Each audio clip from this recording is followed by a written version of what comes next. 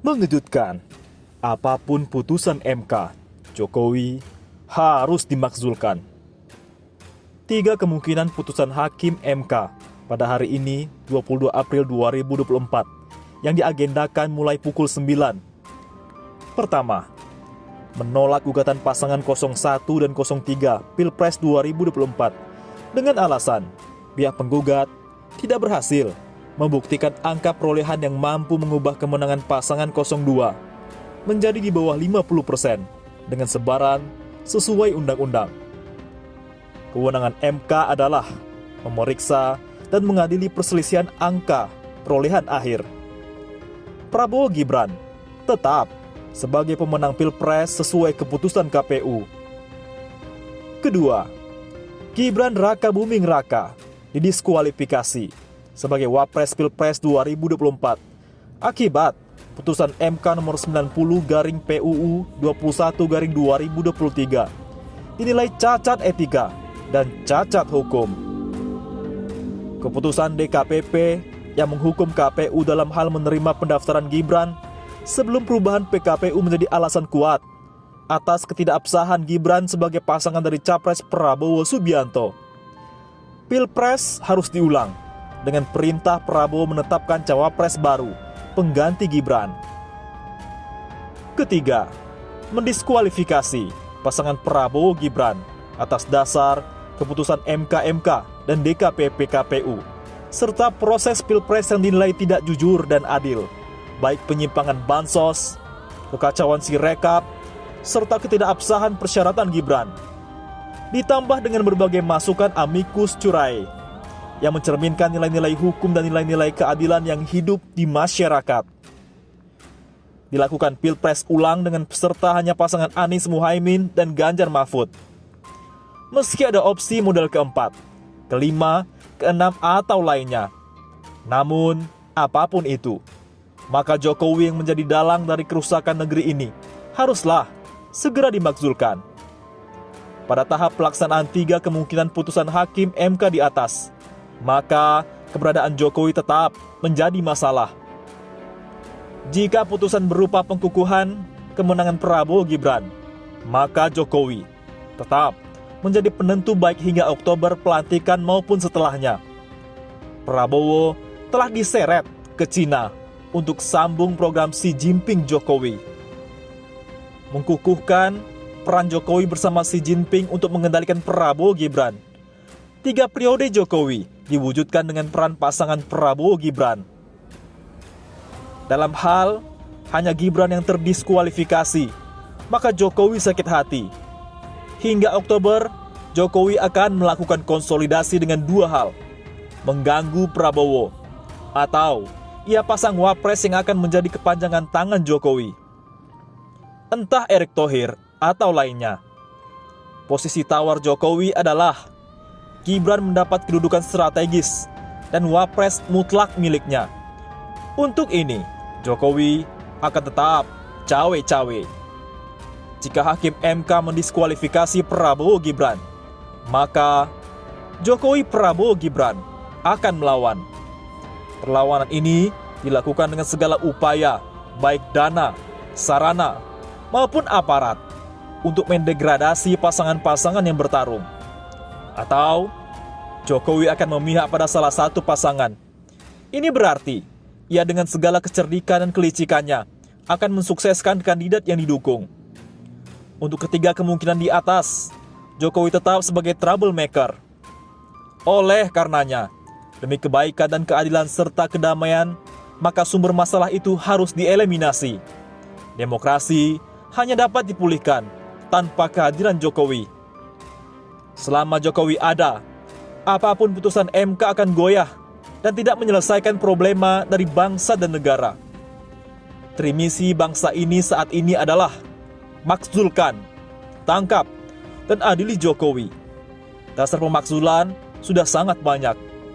Ketentuan pasal 7A Undang-Undang Dasar 1945 sudah terpenuhi.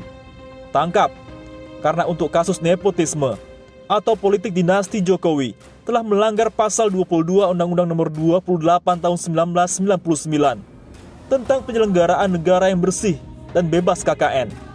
dengan ancaman hukuman 12 tahun. Jokowi dapat ditangkap dan ditahan. Kualifikasinya adalah tindak pidana berat.